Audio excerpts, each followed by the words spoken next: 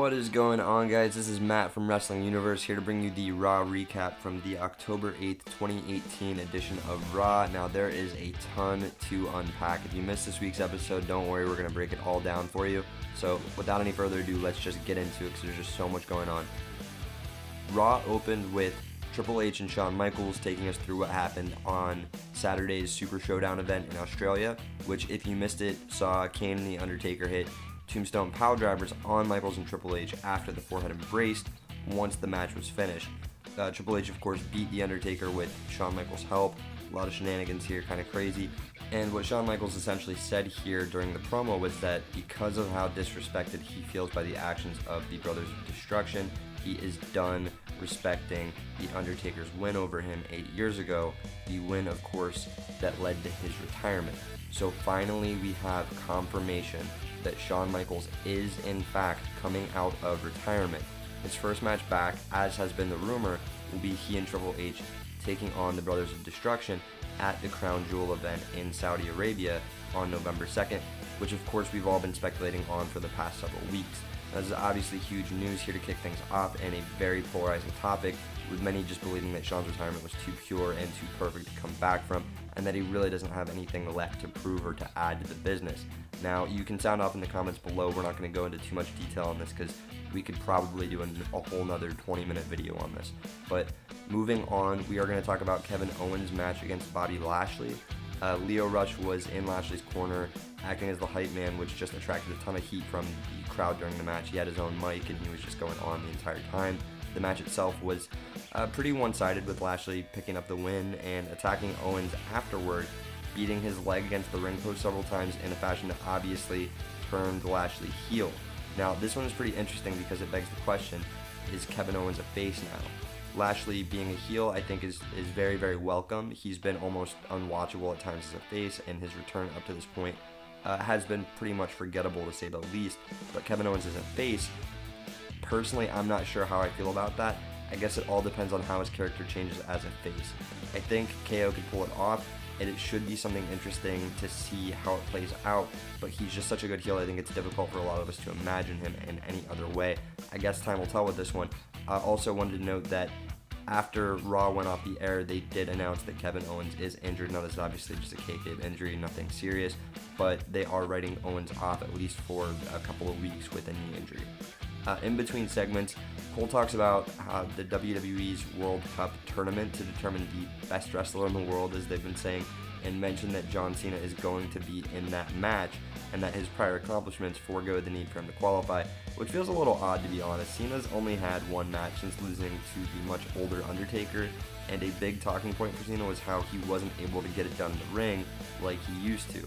So the announcement by Cole that Cena automatically qualifies is a little bit curious, but we all get it. It's a means of getting him in the match without having him, have to work a bunch of Raws, which is apparently becoming more and more difficult with his new acting schedule. Anyway, after the announcement from Cole, we got Elias, who was stellar on the mic as always and got some more massive heat from the Chicago crowd when he, of course, took a shot at the Chicago Cubs, who were already eliminated from the World Series. It was just more great heel work from Elias before he was interrupted by Ronda Rousey, and that didn't lead to anything. Elias just kind of got up and left, so Rousey and the Bellas could take on the Riot Squad. That's all that did to set that up. This match was pretty much the same match that we saw at Super Showdown. It was a rematch, and nothing particularly interesting here, with Rousey hitting the armbar on Ruby Riott, this time for the win.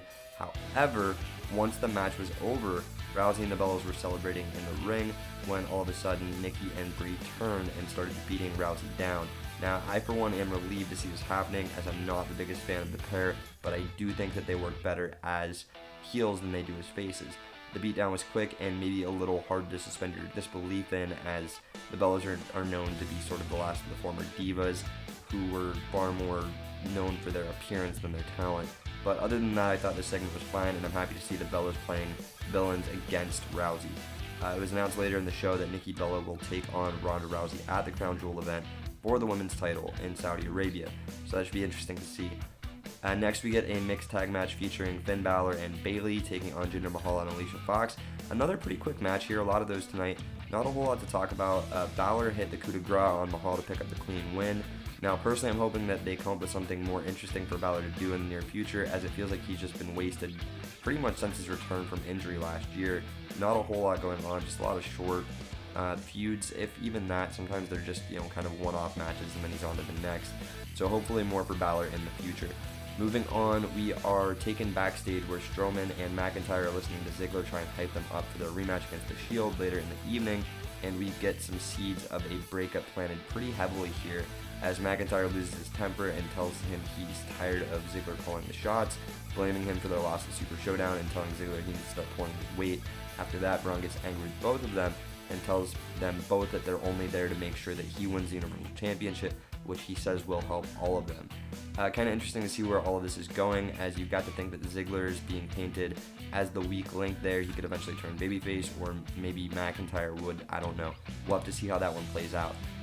After that, we got a quick segment between Heath Slater and Baron Corbin, where Slater is enthusiastically asking to be a part of the qualifier for the World Cup in Saudi Arabia, but handily shot down by Baron Corbin, who says he's just not good. Now, hopefully this leads to Slater and Corbin feuding, or something for Slater, because in my opinion, Slater is just undeniably a very entertaining character, but given what has unfolded in this segment, I don't think that there's a whole lot happening for Slater anytime soon. Hopefully I'm wrong, but we'll see what happens. Anyway, then we're off to the World Cup qualifier, which is a quote-unquote global battle royal, and Corbin introduced a group of zany, kind of silly made-up wrestlers from around the world, including the Conquistador. Interestingly, you may remember the Conquistadors as the masked gold-attired tag team, who both Edge and Christian and the Hardys portrayed during a feud between the two tag teams way back in 2000, actually. And even then, it was a throwback to, I believe, an 80s tag team, the first Conquistadors. But anyway, Corbin announced that he was inserting himself into the Battle Royal, and as you would expect, cleaned house on the oddball group of jobbers, or at least most of them, that is, as the Conquistador left the ring and sat outside by the post at the beginning of the match, nonchalantly nodding his head and hanging out until Corbin eliminated the rest of the miscellaneous enhancement talent. Now, of course, Corbin didn't notice this, and he assumed that he had won, starting to celebrate before the Conquistador got in the ring and delivered a trio of German suplexes to the acting general manager, followed by an Olympic slam. So yes, after eliminating Corbin, the Conquistador removed his mask and of course revealed himself to be Kurt Angle, who is now the second man, along with John Cena, announced for the WWE World Cup tournament at the Crown Jewel event. So pretty interesting here. Kurt Angle is back, and obviously there's a feud here somewhere down the road with Corbin, but he's in the World Cup tournament with John Cena, so it should be interesting to see how that plays out, and we'll get back in the ring and hopefully have a few more singles matches, because we haven't really seen too much of that from him since he's returned. Now, the next match was yet another very short one, with Ember Moon taking on Nia Jax, which was pretty back and forth until both women end up outside the ring only a few minutes in, and Nia fails to get back in before the count of 10. So after the match, Nia gets into the ring and stands there, I guess building some sort of anticipation before eventually just hugging Ember. Not entirely sure what they were going for here, but they certainly missed the mark in my opinion. Kind of an awkward and confusing part of the night.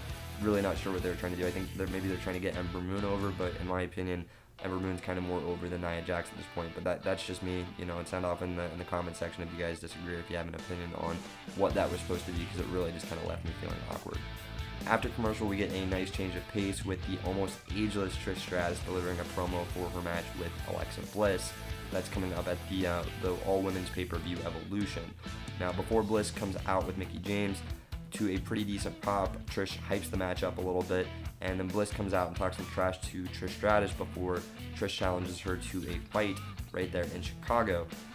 But Bliss heads to the ring with James, where of course Mickie gets in between the two and says that Chicago doesn't deserve to see their match tonight. And then interestingly enough, Mickie and Trish go back and forth on the mic, which was pretty interesting, as you'll remember the two had a very, very memorable feud in their heyday that pretty much made Mickie's career.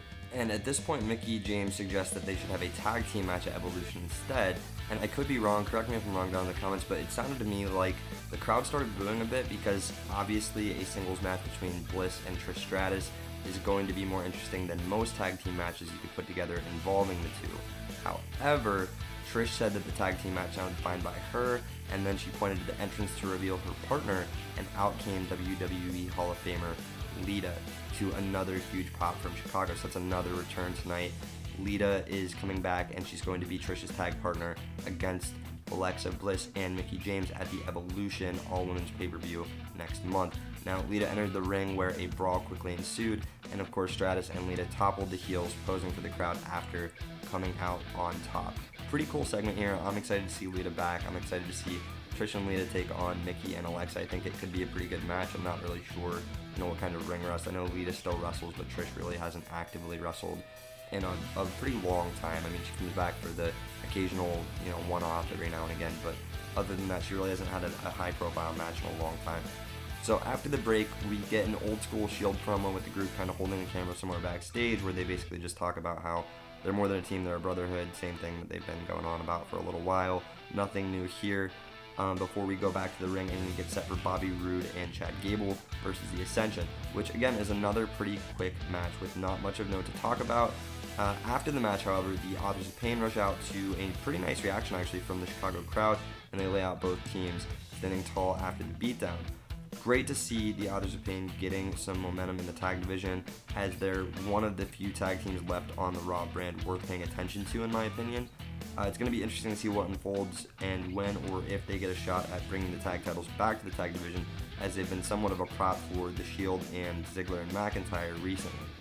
Speaking of which, we're on to the main event at this point, but before either team can come out, Heyman is on the stage hyping Brock Lesnar and predicting that come the Crown Jewel event, of course, Lesnar will once again be the Universal Champion before he's interrupted by the Shield's music. So the Shield makes their way out through the crowd, Heyman just kind of disappears, and then we have the main event. And the main event, probably the only match of the night that was really worth watching, was about what you'd expect it to be though, but it did tell the story of friction between both teams very well, with Braun getting in Ziggler's face and McIntyre getting in Braun's to defend his tag partner, so you've got a little bit of back and forth. The match ended in chaos with Reigns spearing Strowman outside the ring, Rollins taking Ziggler out and onto the floor, and then McIntyre hits a Claymore on Ambrose for the pinfall. After the match, Strowman, Ziggler, and McIntyre head up the ramp and pose before leaving as the Shield starts to recover in the ring. So finally, just before the copyright mark hits the bottom of the screen, Ambrose gets out of the ring and walks away from the other two members of the Shield, leaving by himself and doing a really great job at giving us a reason to tune in next week, as it would appear that WWE is ready to either turn Ambrose on Rollins and Reigns, turn him heel, split the trio up in some way or another, or at least they're continuing to tease that. Now, who knows what this means going forward? It may not even mean a heel turn, it may just be nothing at all. WWE might just be capitalizing on friction between the group at the moment. Either way, I think that they definitely got one right with the ending of this week's Raw. It was definitely something that's going to keep me tuning in for next week. I'm really curious as to where this is going to go. After Raw went off air, there was actually a promo on WWE.com, kind of a follow-up, where Charlie Caruso followed Dean Ambrose, who was leaving the building, and he basically said that he just doesn't feel like he fits in anymore. He said, maybe I don't fit in anywhere. Interesting to see how this plays out. I don't know if it's going to be a full-fledged heel turn or what it's going to be for Dean Ambrose. Maybe it means he disappears for a little bit and comes back to reunite. I have no idea. But again, I think they got this right, and I think it's going to be really interesting to see how it does play out. I'm really curious anyway. And overall, I thought this was actually just a really well done episode of Raw. The wrestling aside, obviously that was kind of mediocre and left a bit to be desired. I think there's just a lot of news coming out of this week's Raw, a lot to talk about, a lot of returns, several heel turns, face turns, all kinds of things going on. So really interesting in my opinion. How do you guys feel though? What do you think about Shawn Michaels coming out of retirement? What do you think about the Lashley heel turn or the Bella's heel turn? Or the potential Kevin Owens face turn? That's really interesting. Or the potential Dean Ambrose turn or split from the Shield. A lot of interesting points going on here. Of course, Kurt Angle and John Cena will be coming back soon to wrestle at the Crown Jewel event in Saudi Arabia. But leave your opinions down in the comment section below. Let me know. Maybe it's just me. Maybe I'm just kind of overhyping this week's episode of Raw. Either way, I've been Matt with Wrestling Universe, and this has been the Raw Recap. As always, if you enjoyed this video, please do us a huge favor and lay the smack down on that like button and ring the bell to subscribe.